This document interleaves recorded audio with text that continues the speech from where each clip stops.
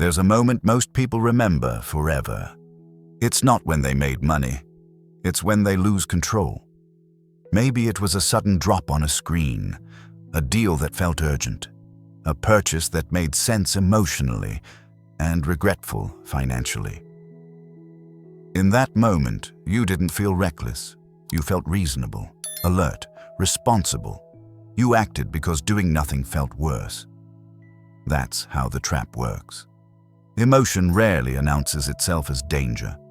It arrives as logic with a heartbeat, as certainty mixed with pressure, as the quiet voice saying, "Do something now." And most people obey it, not because they're foolish, but because they're human. Here's what no one teaches you early enough. Emotion evolved to protect your body, not your future. It's brilliant at keeping you alive. It's terrible at helping you build wealth. Because wealth is not built in moments of intensity, it's built in long stretches of restraint. The problem is, modern life is designed to keep you emotionally activated. Markets move fast, news moves faster, opinions scream, screens flash.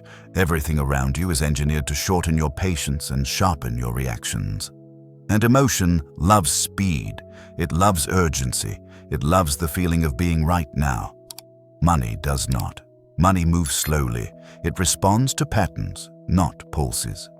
To behavior repeated calmly, not decisions made passionately. This is why so many intelligent, hardworking people stay stuck. Not because they don't know enough, but because they react too often. They buy when excitement peaks. They sell when fear tightens. They spend to soothe stress. They commit to plans born from anxiety, not clarity. Each decision feels small, reasonable, defensible. But over time, those emotional decisions form a pattern, and patterns compound. So does the damage. The wealthy see this early, or learn it painfully. They notice that the biggest threat to their financial life is not risk itself, but emotional proximity to risk. So they create distance. Not distance from opportunity, distance from impulse. They don't trust the rush. They don't trust the panic. They don't trust how a decision feels in the heat of the moment. They trust time. They trust rules. They trust systems that don't care how they feel on a given day. And because of that, they appear calm when others are tense, slow when others are frantic, unimpressed when others are euphoric. From the outside, it can look like confidence, or discipline, or even indifference.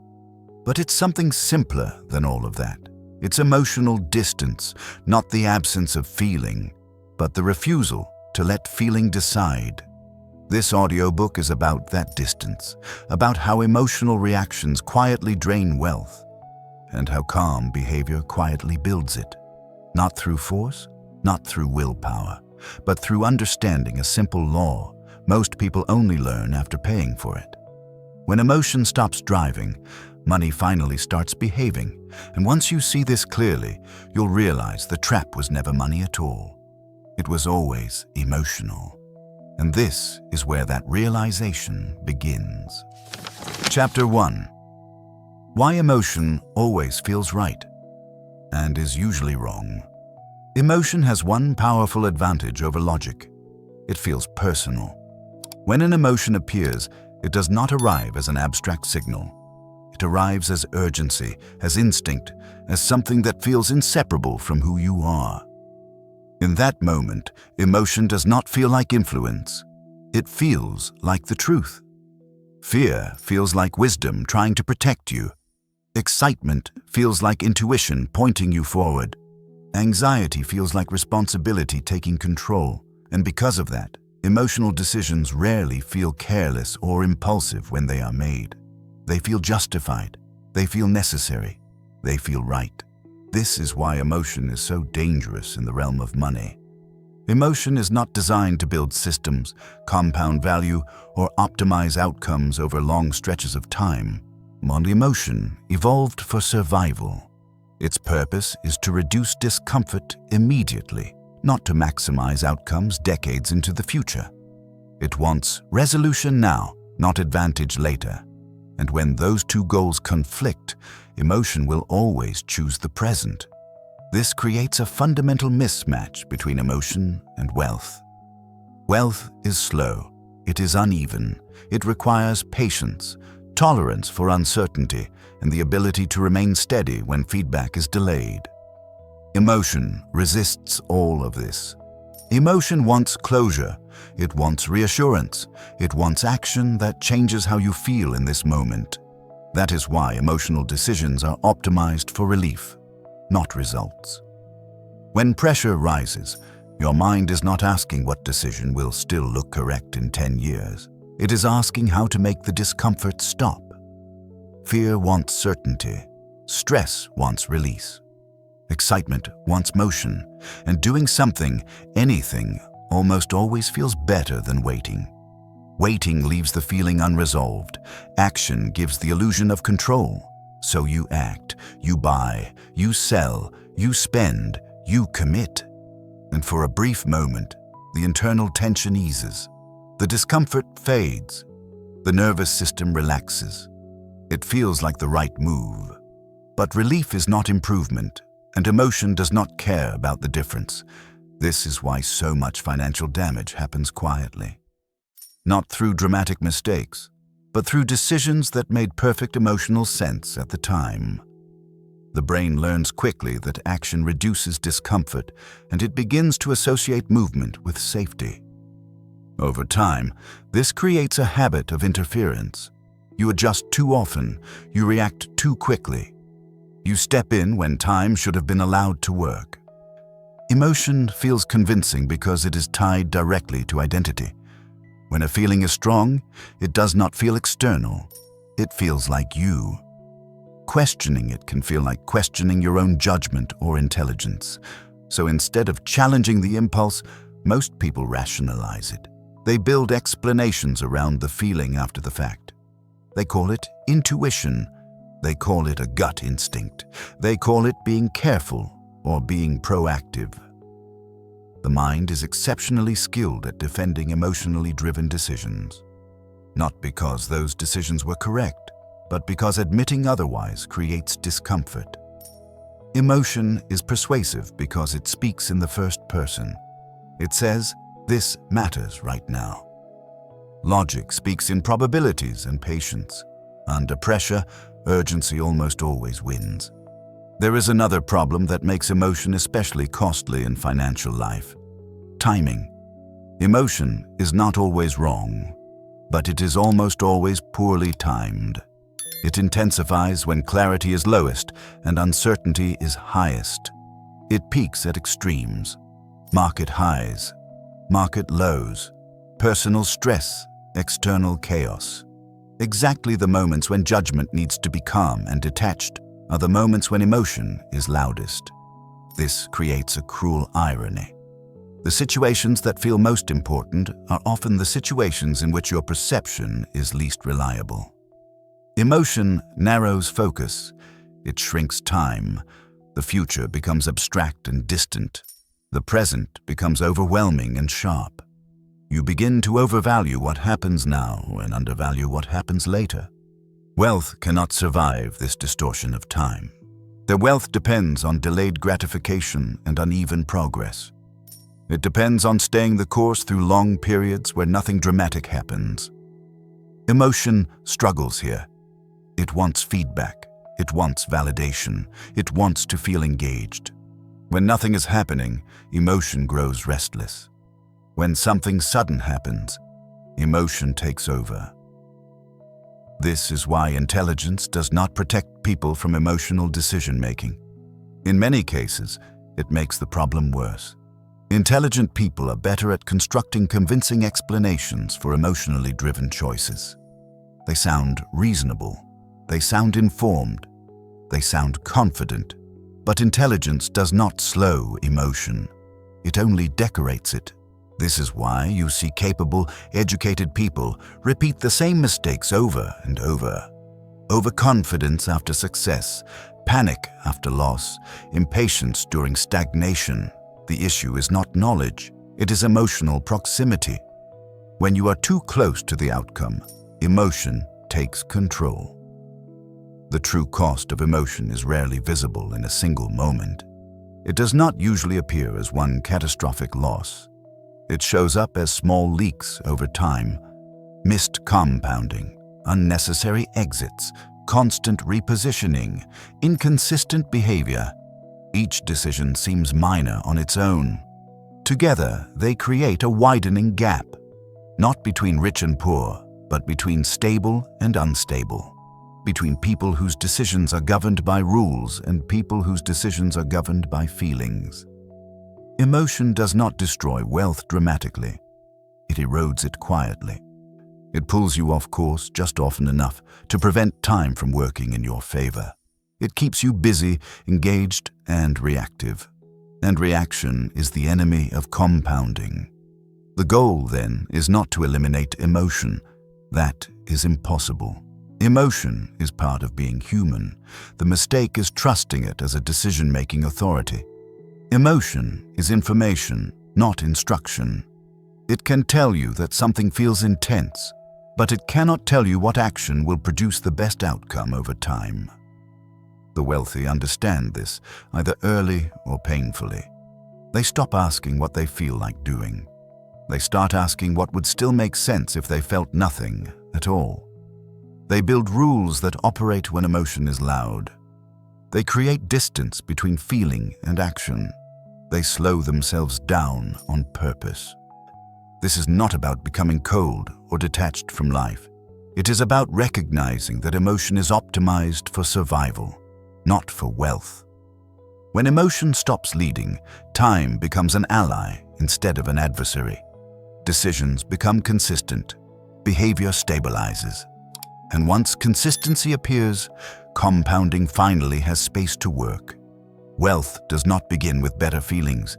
It begins when feelings no longer decide. Chapter 2. The real difference between the wealthy and everyone else. The gap between the wealthy and everyone else is often explained with numbers, income levels, education, opportunity, timing, luck. These explanations are convenient, but they miss the real mechanism at work. The difference that matters most is not external. It is behavioral, internal, and almost invisible in daily life. The wealthy do not experience fewer emotions. They experience the same fear, excitement, doubt, and pressure as everyone else. The difference is not emotional intensity, it is emotional authority. For most people, emotion leads and decisions follow. For the wealthy, emotion appears, but it does not command. Between feeling and action, they place a pause. That pause is the real divider. Most people move directly from sensation to response, and a feeling arises and action quickly follows. A market drops and they react. An opportunity appears and they rush. A sense of urgency forms and they comply with it. The movement feels natural, even responsible, because the nervous system equates speed with safety. The wealthy disrupt this pattern. They insert distance where others insert motion. They slow the moment down when everything inside them wants to speed it up. This is not accidental, it is trained. The pause does not look dramatic from the outside. There is no visible struggle, no announcement, no heroic restraint. Often, nothing happens at all. And that is the point. Nothing happening is a decision. This is where control begins. Control is often misunderstood as dominance or force. In reality, control is restraint. It is the ability to feel pressure without obeying it. And it is the capacity to remain still when stillness is uncomfortable. Most people underestimate how difficult this is. The human brain is not wired for neutral waiting. It wants resolution. It wants certainty. It wants movement. When the wealthy refuse to move, they are not being passive. They are protecting optionality. Optionality is power. When you act too quickly, you collapse options. You commit before information settles. You trade flexibility for relief. The wealthy avoid this trade. They let situations breathe. They let volatility express itself. They let emotions peak and fall without attaching decisions to them. This behavior creates an enormous advantage over time. Consider two people facing the same uncertainty. One reacts immediately to restore comfort. The other waits until the emotional charge has faded. The first feels better quickly, but locks in a fragile position. The second tolerates discomfort longer, but makes a cleaner decision. Over years, this difference compounds. Relief seekers stay busy. Controllers stay solvent. The wealthy also understand something most people miss. Emotion distorts scale. Under pressure, small changes feel catastrophic and minor gains feel urgent. This distortion pushes people toward extremes. They overcorrect. They interfere. They abandon plans that were sound simply because the moment feels heavy. The pause corrects this distortion. By waiting, the wealthy allow perspective to return. They see whether the situation is truly changing or merely fluctuating. They separate noise from signal. What felt existential begins to look ordinary. What felt urgent begins to look optional. This is not intuition. It is emotional decay. Emotion loses power when it is not fed by action. Without reinforcement, it weakens. The wealthy rely on this natural process. They do not fight emotion head-on. They outweight it. Another critical difference lies in how responsibility is interpreted. Most people feel responsible for acting. Doing something feels like taking ownership. Waiting feels like neglect. The wealthy reverse this assumption. They feel responsible for preserving position, not proving engagement. They understand that activity is not progress. This is why wealthy behavior often looks boring. There are long stretches of inactivity, long periods where nothing appears to change. No visible excitement, no dramatic moves. This is not because nothing is happening. It is because the most important work is internal. They are maintaining stability. Stability is the foundation that allows time to compound. Without it, gains are temporary. Wins are undone by reactions. Progress resets itself. Most people believe control comes from confidence. The wealthy know it comes from predictability. Not predicting markets, but predicting themselves. They know how they behave under stress. They know their emotional patterns, and they build systems to neutralize those patterns. Rules replace moods. Structure replaces impulse. This is why the wealthy appear calm even when circumstances are not. Calm is not optimism. It is the absence of internal urgency. It is the state where decisions are not being rushed by feelings. The wealthy are not faster thinkers. They are slower responders. That slowness protects them from themselves. Over time, this creates a widening gap. Not because they take more risks, but because they avoid unnecessary ones. Not because they are more aggressive, but because they are more consistent. Their decisions align across years, not moments. And alignment is what allows compounding to work. The real difference between the wealthy and everyone else is not knowledge, courage, or ambition. It is the ability to remain calm when emotion demands movement. It is the discipline to pause when relief is tempting. It is the understanding that doing nothing is often the most powerful action available.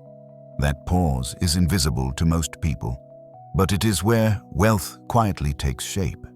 This distinction is subtle, but it governs outcomes. Over decades, those who react live in cycles, while those who pause live in progress. One group experiences constant emotional movement with little financial traction. The other experiences slow, external change with deep internal control. Nothing about this is dramatic. Nothing about it is loud. Yet this quiet difference explains why some people stabilize, grow, and endure, while others remain busy, stressed, and perpetually starting over again.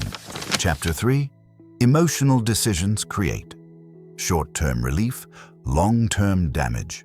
Emotional decisions are rarely dramatic the moment they are made. They do not arrive with alarms or warnings. They arrive quietly, wrapped in logic, urgency, and a convincing sense of responsibility. Most people remember the aftermath of bad decisions, but few recognize the pattern while it is happening. That is because emotional decisions are designed to feel like solutions. When pressure rises, the nervous system searches for relief, not for truth, not for accuracy. Relief. The body wants the tension to stop. The mind wants certainty restored, and the fastest way to achieve that is through action. Action creates the illusion of control, even when it reduces real control over time. This is the core danger. Emotional decisions solve the feeling, not the problem. And a fearful decision often ends fear immediately. An impulsive purchase temporarily soothes stress. A rushed exit quiets anxiety. In each case, the emotional discomfort fades. The brain records this as success. It learns that reacting works. What it doesn't register is the cost that will be paid later. Because that cost is delayed. The damage from emotional decisions is rarely immediate. It accumulates quietly, over time, through patterns that are easy to overlook. Each decision seems small, reasonable, defensible, but together they create instability. Short-term relief is expensive because it interrupts compounding. Compounding requires consistency. It requires letting decisions play out fully without constant interference. Emotional decision-making breaks this process. It introduces unnecessary movement, and it causes people to enter and exit too often, to change direction too frequently, to abandon sound plans because the moment feels uncomfortable. Emotion does not tolerate waiting. It demands resolution. This is why emotional decisions cluster around moments of discomfort, volatility, uncertainty, silence. When outcomes are unclear, emotion fills the gap. It generates urgency where patience is required. It reframes waiting as risk and movement as responsibility. Over time, this creates a cycle. Discomfort triggers action. Action provides relief. Relief reinforces the behavior. The cycle repeats. Each repetition strengthens the habit, even as the long-term position weakens. This is how people stay busy, but fail to progress. The most damaging part of emotional decision-making is not the occasional mistake. It is inconsistency. Wealth is not destroyed by a single error. It is destroyed by patterns that prevent momentum from forming. Emotional decisions constantly reset progress. They undo gains before they have time to mature. Consider how often people intervene in their own plans. They adjust too early. They exit too soon. They second-guess periods that require patience. Each intervention feels prudent. In reality, it interrupts the very mechanism that creates results. Emotion confuses activity with effectiveness. Another subtle cost of emotional decisions is how they narrow perspective. Under emotional pressure, attention collapses inward. The focus shifts from outcomes to sensations, from strategy to survival. This narrowing makes people prioritize comfort over alignment. They choose actions that feel stabilizing now, even if they destabilize the future. This is why emotional decisions often look sensible in isolation. Taken alone, they can be justified. Taken together, they form a pattern of avoidance. Avoidance of uncertainty, avoidance of discomfort, avoidance of delayed gratification. Wealth requires all three. The wealthy recognize this early or learn it painfully. They understand that relief is not neutral. It always comes with a trade. The question is not whether relief is achieved, but what is exchanged for it. Most people trade time, position, and optionality for momentary calm. The wealthy refuse that trade. They understand that discomfort is not a signal to act. It is a condition to endure. They allow emotional intensity to rise without attaching decisions to it. They recognize that feelings peak and fade. Decisions once made remain. This creates a crucial asymmetry. Emotion is temporary. Decisions are persistent. When temporary states dictate persistent actions, long-term damage is inevitable. Emotional decisions feel justified because they align with how the body wants to feel. Calm, safe, certain. But wealth does not respond to feelings. It responds to behavior repeated consistently over time. Emotional behavior is inconsistent by nature. This is why emotional decision makers often feel exhausted. They are constantly adjusting, responding, correcting. There is no rest because emotion never resolves permanently. It always finds something new to react to. The long-term thinker experiences something different. They tolerate periods of discomfort without interference. They let time absorb volatility. They accept that not acting is often the most productive choice. Their energy is conserved, not consumed by reaction. Over years, this difference compounds. One person experiences frequent relief and constant reset. The other experiences delayed relief and lasting progress. The first feels active but unstable. The second feels restrained but secure. The damage caused by emotional decisions is quiet. It does not announce itself as failure. It appears as stagnation, as missed opportunities, as the sense of always being close but never settled. It keeps people chasing stability instead of building it. This is the hidden cost. Emotional decisions do not just cost money, they cost time, and time, once lost, cannot be recovered. When you understand this, the goal shifts. It is no longer to feel better quickly. It is to feel better eventually. Not through relief, but through consistency. Not through reaction, but through restraint. Wealth grows where emotional urgency ends. Chapter 4. Calm is not personality. It's a trained advantage. Calm is often misunderstood as temperament. People assume some are naturally steady while others are simply emotional by design. This belief is comforting because it explains outcomes without requiring change. If calm were a personality, then control would be luck. But calmness is not a personality. It is behavior repeated long enough to become automatic. No one is born calm in uncertainty. Calm is learned through exposure, structure, and consequence. It is built by facing emotional pressure without immediately reacting to it. Over time, the nervous system adapts. What once felt intolerable becomes manageable. What once demanded action becomes background noise. This is where the wealthy gain an advantage that appears invisible. They train calm the same way others train skills, and through repetition, through rules, through deliberate restraint. Calm is not the absence of feeling, it is the absence of urgency, and urgency is what destroys consistency. Most people experience calm only when conditions are favorable, when income is stable, when markets are quiet, when life feels predictable. But this version of calm is fragile. It disappears the moment pressure returns. The wealthy build a different kind of calm, one that functions under stress. They do not wait for certainty to feel steady. They practice steadiness when certainty is unavailable.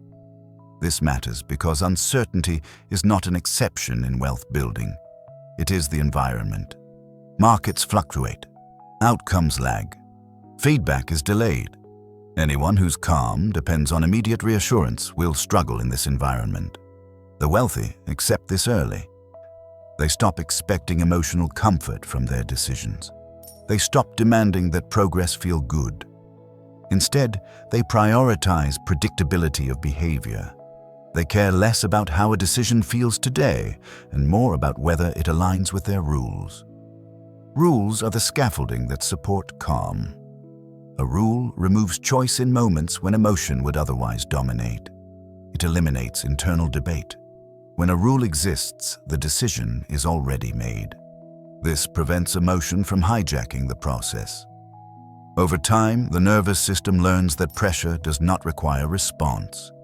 Calm emerges naturally. This is why calm is leverage. Leverage is often associated with capital, information, or scale. But emotional leverage is more powerful and more accessible. The ability to remain composed while others are reactive creates asymmetry. And it allows you to wait when others rush, to observe when others act, to choose timing instead of inheriting it. Most people exhaust themselves trying to control outcomes. The wealthy focus on controlling themselves. This shift has profound effects. When you are calm, you see more clearly. When urgency fades, perspective widens. Situations that felt binary reveal alternatives. Risks that seemed existential reveal limits. Calm restores proportion. This does not happen instantly. It is trained. Early on, calm feels like suppression, like ignoring instincts, like resisting something natural. Many people confuse this discomfort with danger and abandon the effort, but discomfort is not harm. It is adaptation in progress. Just as muscles grow by resisting load, emotional control grows by resisting impulse. The wealthy understand this trade, so they accept short-term discomfort in exchange for long-term stability. They endure the unease of not acting. They sit with uncertainty without seeking relief. Each time they do this, the threshold rises. What once felt overwhelming becomes ordinary. This is how calm compounds. Over time, emotional spikes flatten, reactions soften, decision-making becomes less dramatic.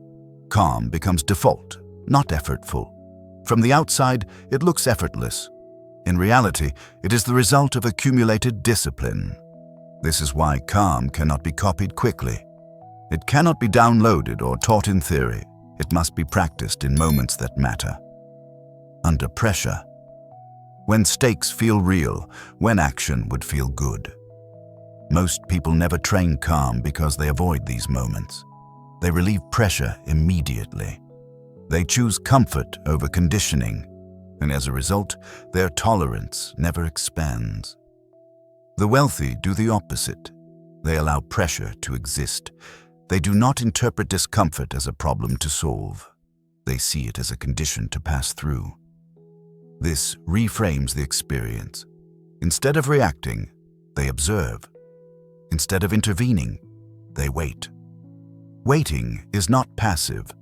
It is controlled exposure. Each instance reinforces the lesson that emotions rise and fall on their own. That urgency is temporary. That action is not required for relief to occur. The nervous system learns this through experience, not belief. Eventually, calm becomes structural. It no longer depends on motivation or willpower. It is embedded in the process. Decisions flow through rules. Emotions are acknowledged but not obeyed. Behavior remains stable. This stability is what allows long-term strategies to survive. Without it, plans fracture under stress. With it, time is allowed to work uninterrupted. Calm is not softness, it is not detachment, it is strength expressed quietly. It is the ability to hold position when others collapse theirs. It is the discipline to do less when doing nothing is hardest.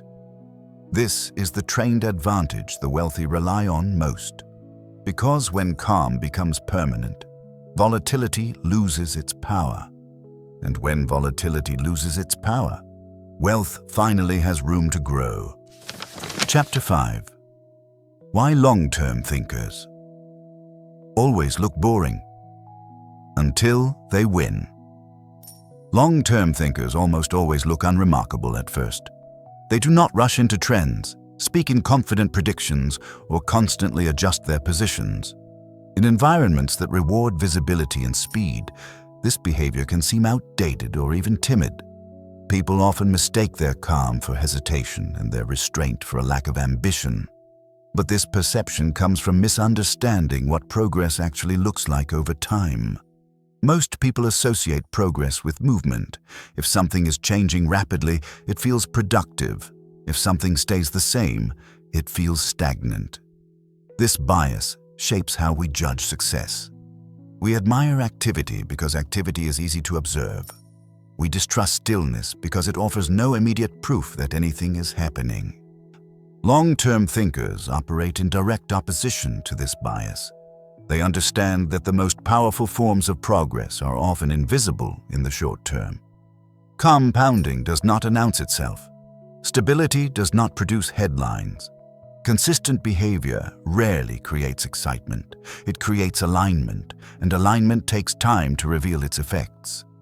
This is why long-term thinkers appear boring. Their days look similar. Their decisions are repetitive. Their behavior lacks drama. There is no constant sense of urgency. Nothing seems to be happening. But that sameness is not accidental. It is engineered.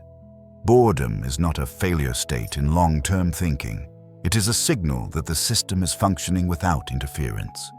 When rules are clear and behavior is consistent, there's very little to react to. Emotion quiets down. The need to adjust disappears. What remains is repetition, and repetition is what compounding requires. Compounding is fragile. It depends on uninterrupted time. Every emotional interruption weakens it. Every unnecessary adjustment resets momentum. Long-term thinkers protect compounding by reducing the number of decisions they make. Fewer decisions mean fewer opportunities for emotion to intervene. Most people do the opposite. They confuse engagement with effectiveness. They feel uncomfortable when nothing changes, so they change something. They adjust strategies not because conditions demand it, but because inactivity feels wrong. This urge to interfere is emotional, not rational. Emotion craves stimulation. It wants feedback, novelty, and confirmation. Long-term strategies provide none of these in the early stages. Progress is slow and uneven. Gains arrive quietly. Losses linger without clear resolution. This environment is hostile to emotional satisfaction. Long-term thinkers accept this trade. They do not expect the process to feel good. They expect it to work. This expectation protects them from distraction. When boredom appears, they do not interpret it as a signal to pivot. They interpret it as a normal phase of accumulation. They understand that if a system required constant excitement to function, it would be unsustainable. The wealthy often appear disengaged because they have already made the decisions that matter. Once those decisions are set, the correct behavior becomes repetitive. There is nothing new to debate. No need to prove intelligence or insight. The work becomes execution, not expression. This is deeply uncomfortable for people who associate identity with action. Doing less feels like being less. Long-term thinkers detach their sense of value from activity. They measure progress by stability, not stimulation. This shift changes everything. When you stop seeking excitement, you stop chasing unnecessary risk. When you stop reacting, you stop amplifying volatility. When you stop adjusting, you allow time to do its work. These effects are small in the beginning. They compound quietly. In the early years, long-term thinkers often lag behind more aggressive peers. They miss fast gains. They avoid speculative moves. They appear conservative. This reinforces the perception that they are slow or overly cautious.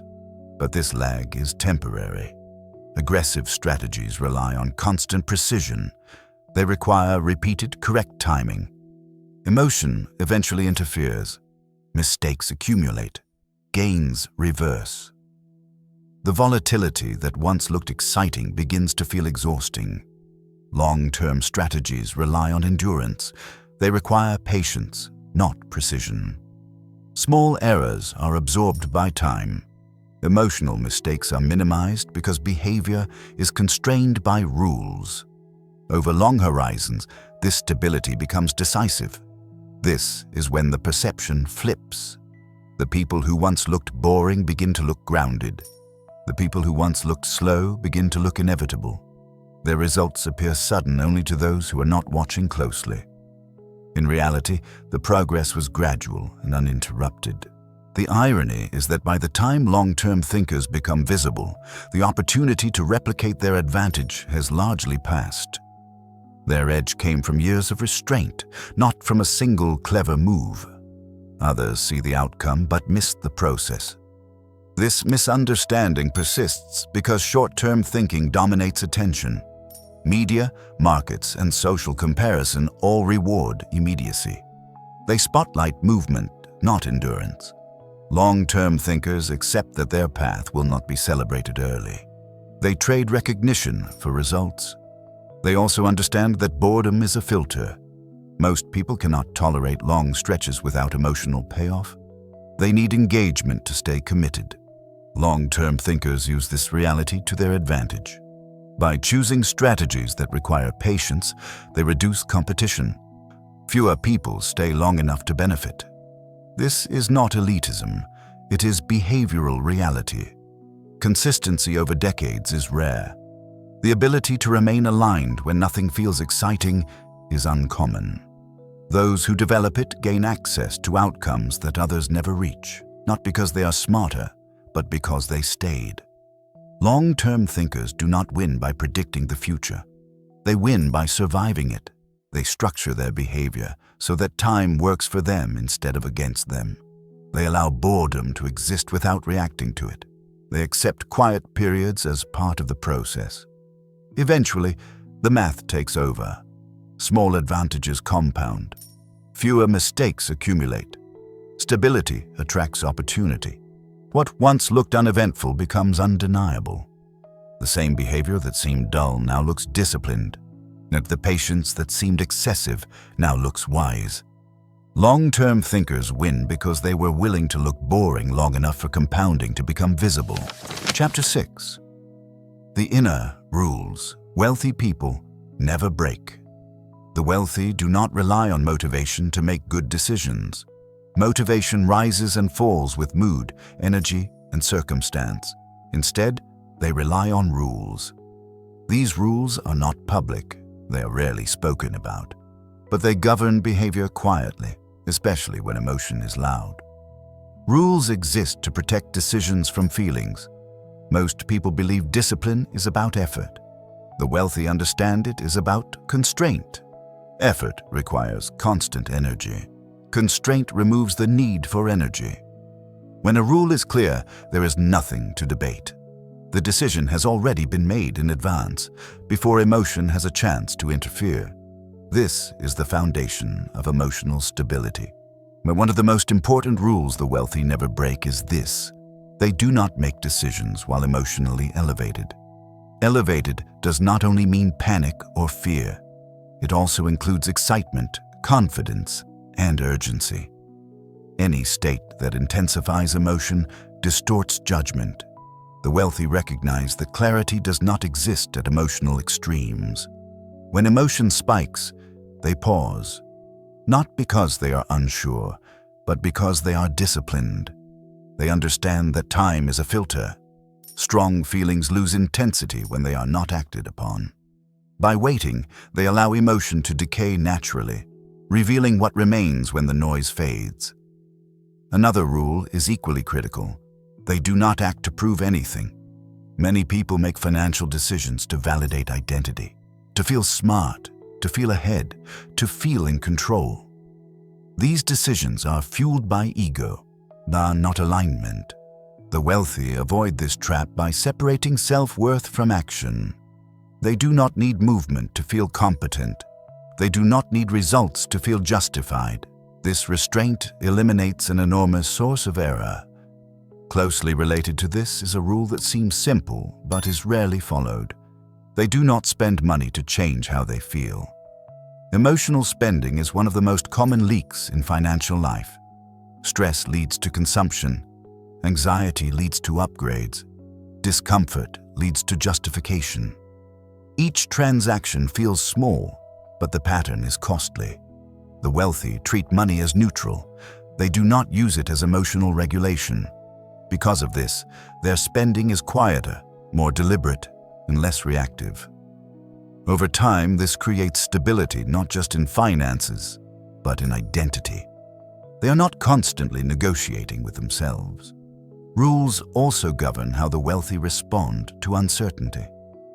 When outcomes are unclear, most people seek action to restore certainty.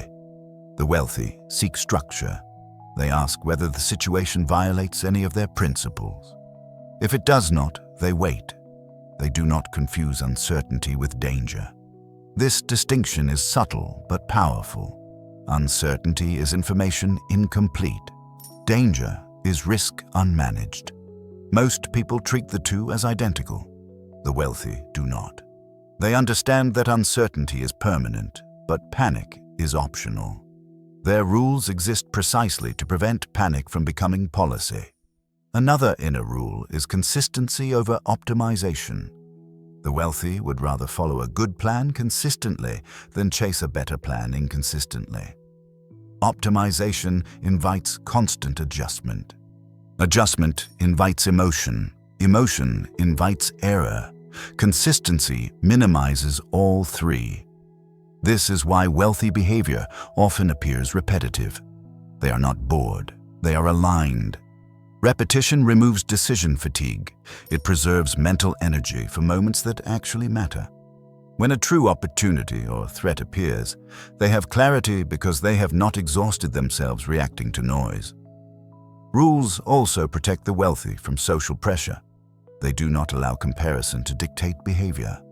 Seeing others move faster, earn more, or appear more successful does not trigger immediate response. They understand that visible activity does not equal progress. Their rules are internal, not social. This insulation from comparison is crucial. Comparison accelerates emotion. Emotion accelerates mistakes. The wealthy slow this chain by refusing to benchmark against external excitement.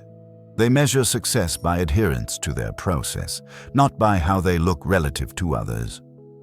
One of the quietest rules they follow is patience with boredom. When nothing seems to be happening, they do not assume something is wrong. They assume the process is working. Boredom is interpreted as stability, not stagnation. This prevents unnecessary interference during the most important phases of compounding. Perhaps the most important rule of all is this: they never break their rules when it matters most. Rules are easy to follow when conditions are calm.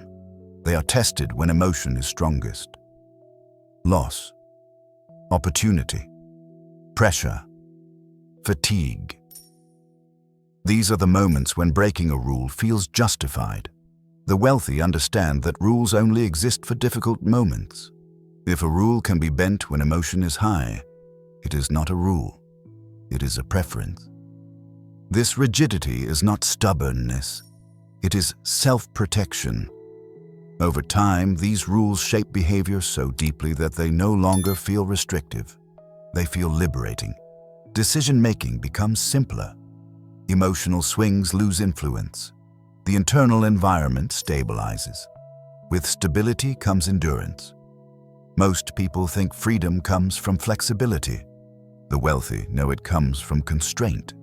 By limiting how they respond, they expand what they can sustain. Their rules create a narrow path, but that path leads somewhere reliable. These inner rules are rarely celebrated. They do not produce excitement. They do not generate stories, but they quietly prevent disaster and enable accumulation. They reduce error, preserve energy, and allow time to compound without interruption. The wealthy do not trust feelings. They trust systems. They do not rely on confidence. They rely on rules, and because of that, their decisions remain intact when emotion would otherwise tear them apart. This is not about control over the world. It is about control over oneself. And that control, maintained quietly over time, is what keeps wealth standing when everything else moves. Chapter 7. How to build emotional distance without becoming cold. Emotional distance is often misunderstood. Many people hear the phrase and imagine detachment, indifference, or a loss of humanity. They assume that to create distance from emotion, one must suppress feeling altogether. This misunderstanding keeps people trapped. Emotional distance is not the absence of emotion. It is the absence of emotional authority. The wealthy feel deeply. They care. They experience disappointment, excitement, fear, and hope like anyone else. What separates them is not what they feel, but how much control those feelings are allowed to have over behavior. Emotional distance is not about becoming numb. It is about creating space. Space between stimulus and response. Space between feeling and decision. Space between discomfort and action. Without that space, emotion drives. With it, emotion informs. Most people live without this buffer. Feelings arrive and immediately translate into movement. Stress becomes spending. Fear becomes retreat. Excitement becomes overcommitment. The transition is so fast it feels automatic. Emotional distance slows this transition deliberately. The first step in building emotional distance is recognizing that emotions are temporary states, not permanent truth. Feelings rise, peak, and fall. Decisions, once made, persist. When temporary states dictate permanent actions, damage accumulates. Emotional distance prevents this mismatch. The wealthy internalize a simple principle. Emotion is weather, not climate. Weather changes quickly. Climate shapes outcomes. You do not redesign a structure based on a storm, and you design it based on long-term conditions. Emotional distance applies the same logic to decisions. You acknowledge the storm, but you do not rebuild the house because of it. This mindset alone changes behavior. Instead of asking, "What should I do right now?" the question becomes, "What would I do if this feeling were gone?" That question introduces delay. Delay introduces clarity. Clarity introduces control. Delay is not avoidance. It is an observation. Observation allows emotion to be experienced without being acted upon. When you observe a feeling instead of obeying it, something important happens. The intensity fades. The urgency softens. The narrative weakens. You begin to see that the feeling was demanding attention, not direction. This experience builds confidence. Each time you allow emotion to pass without acting, you reinforce the understanding that discomfort is survivable. You do not need immediate resolution. Over time, this changes your relationship with emotion entirely. Emotional distance also requires redefining strength. Many people equate strength with decisiveness. They admire quick action and bold moves. But decisiveness under emotional pressure is not strength. It is reactivity. True strength is restraint. Restraint is choosing not to act when action would feel rewarding. It is allowing uncertainty to exist without trying to eliminate it. This skill does not come naturally. It must be practiced intentionally. The wealthy practice restraint by limiting how often they decide. They reduce exposure to triggers. They structure their environments to minimize emotional stimulation. They do not constantly check outcomes. They do not seek constant validation. These choices create distance before emotion even arises. Distance can also be built through language. The way you describe a feeling shapes how much power it has. Saying, "I am anxious," fuses identity with emotion. Saying, "I feel anxiety," creates separation. One implies ownership, the other implies experience. This distinction matters. When emotion is framed as something you have, not something you are, it becomes easier to hold without acting. The wealthy are precise in how they think and speak internally. Precision creates distance. Another critical element is accepting that emotional distance will feel uncomfortable at first. When you stop reacting, the body protests. It expects relief through action. When that relief does not come, discomfort increases temporarily. And many people misinterpret this increase as danger. It is not dangerous. It is withdrawal. The nervous system is accustomed to resolution through action. When that pattern is interrupted, it reacts. If you persist, The reaction diminishes. The system recalibrates. Emotional distance grows. This process is similar to strengthening a muscle. Resistance creates strain. Strain creates adaptation. Over time, what once felt heavy becomes manageable. Emotional distance is built the same way. Importantly, emotional distance does not eliminate empathy or care. The wealthy are not indifferent to outcomes. They simply do not allow care to collapse into urgency. They care without clinging. They engage without overreacting. This balance allows them to respond appropriately instead of reflexively. Coldness comes from suppression. Distance comes from awareness. Suppression ignores emotion. Awareness acknowledges it. The wealthy do not suppress. They notice. They name. They wait. This sequence preserves humanity while protecting judgment. Over time, emotional distance becomes structural. It is no longer something you do consciously. It is embedded in how you operate. Decisions slow naturally. Reactions soften. You no longer feel pulled by every fluctuation. Calm emerges without effort. This is when emotional distance stops feeling like restraint and starts feeling like freedom. Freedom from urgency. Freedom from constant adjustment. Freedom from being dragged by internal states. With emotional distance in place, decisions regain proportion. If small events feel small, large events are evaluated without panic. The future is not sacrificed to soothe the present. Time is allowed to work. This is the state the wealthy rely on most, not because it feels good, but because it works. They do not become cold, they become clear. And clarity, sustained over time, is what allows wealth to grow without being constantly undone. Emotional distance is not a personality trait. It is a practiced separation between feeling and action. And once that separation is stable, emotion can exist without destruction. Chapter 8. When you stay calm. Long enough, money has no choice. There is a moment that arrives quietly for those who practice calm long enough. It does not announce itself as success. It does not feel dramatic or victorious. It feels ordinary. Decisions stop feeling heavy. Outcomes stop feeling urgent. Money begins to behave differently, not because the world has changed, but because you have. This is the final shift most people never reach. For years, money felt unpredictable. It came and went. It responded to moods, timing, pressure, and impulse. Gains were followed by losses. Progress was interrupted by reaction. Nothing stayed stable long enough to grow roots. This volatility felt external, as if money itself were unreliable. But money was never the unstable variable. Behavior was.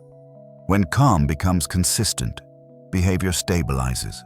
But when behavior stabilizes, patterns form, and when patterns are allowed to repeat without interruption, money begins to respond, not emotionally, mechanically, predictably, almost inevitably. This is the point where effort stops feeling like force and starts feeling like alignment. Most people believe wealth is created by intensity. They assume more focus, more pressure, more ambition will bend outcomes in their favor. In reality, intensity creates distortion. It compresses time, it amplifies emotion, it increases error. Calm does the opposite. It expands time, it lowers noise, it reduces mistakes. Mistakes are the hidden tax on wealth. Every emotional decision carries a cost. Some are obvious, many are not. The most damaging ones do not feel like failures. They feel like reasonable adjustments.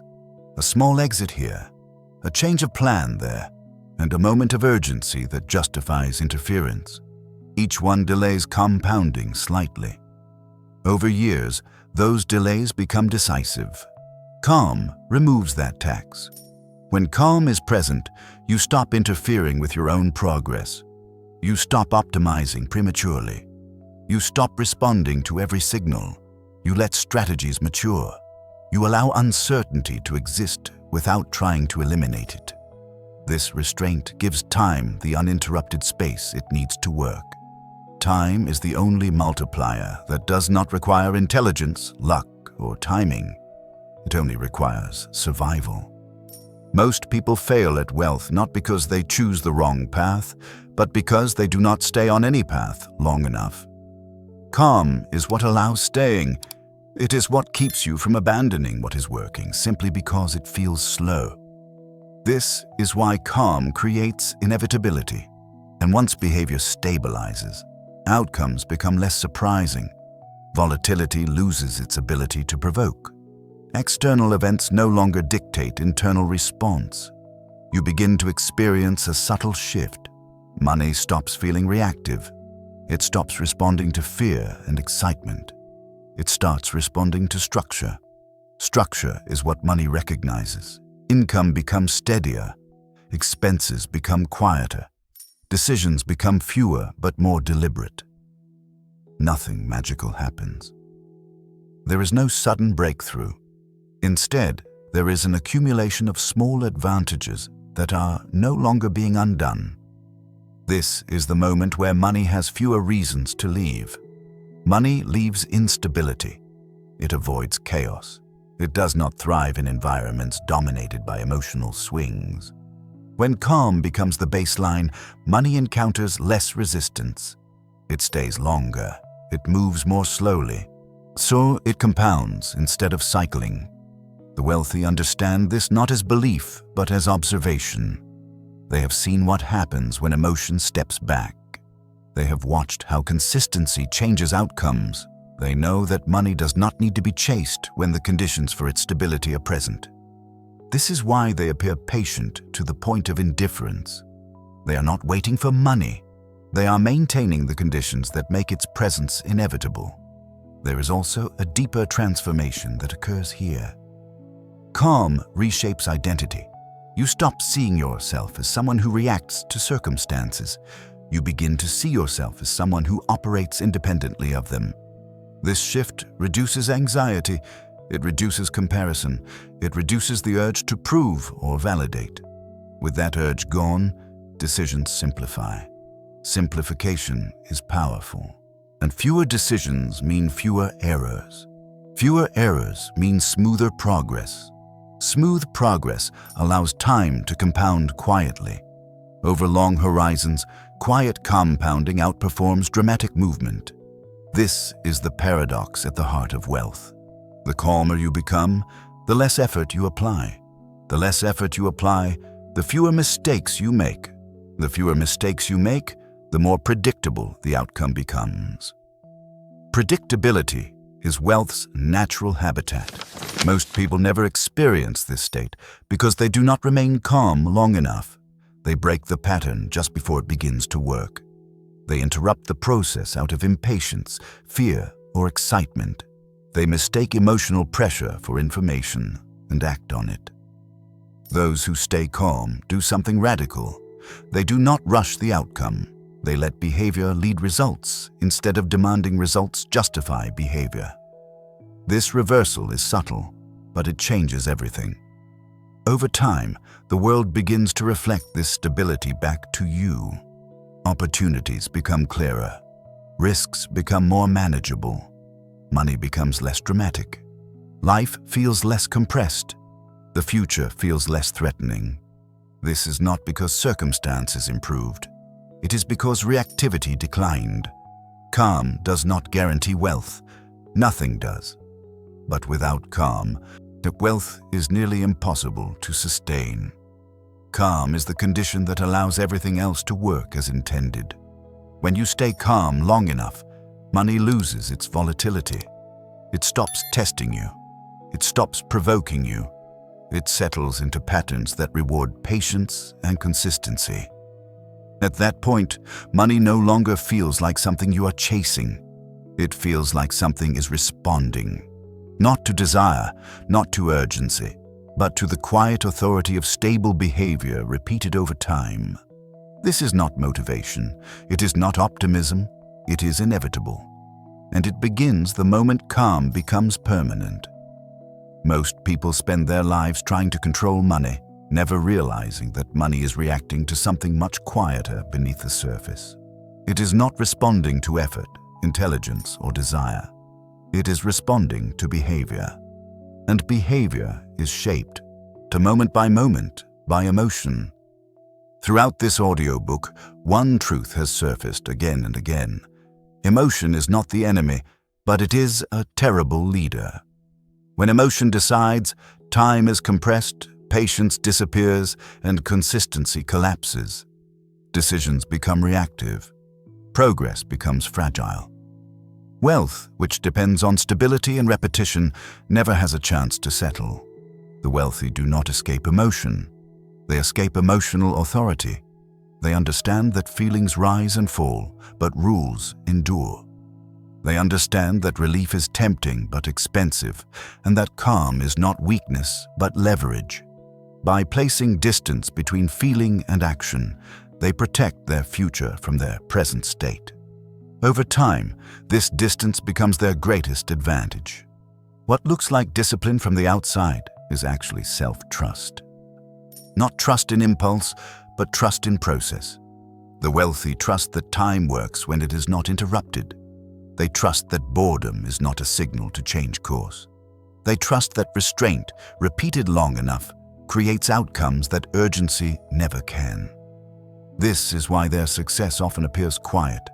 There is no constant motion, no dramatic pivots, no emotional spectacle, just consistency, preserved over years. While others chase certainty, they tolerate uncertainty. While others react, they remain steady. And while others reset themselves again and again, they allow compounding to continue uninterrupted. The shift required is not dramatic. It is subtle. It begins the moment you stop asking what feels right and start asking what remains right after emotion fades. It deepens when you choose to wait instead of react. And it stabilizes when rules replace moods and structure replaces impulse. Over time, something remarkable happens. Money stops feeling volatile. Decisions feel lighter. Progress feels quieter but more reliable. The chaos that once felt external reveals itself as internal, and as that internal noise fades, the external world begins to respond differently. This is not about forcing outcomes. It is about removing interference. It is about allowing time to become an ally instead of an adversary. Wealth does not demand perfection. It demands consistency, and consistency is impossible when emotion leads. Calm is not a personality trait reserved for a few. It is a trained state, available to anyone willing to endure discomfort without acting on it. It is built slowly through restraint, repetition, and trust in process. But once it becomes permanent, everything else begins to align. Money has no choice but to follow stable behavior repeated over time. Not because of desire, not because of effort, but because this is how it works. And once you understand that, you no longer chase wealth. You create the conditions where it stays.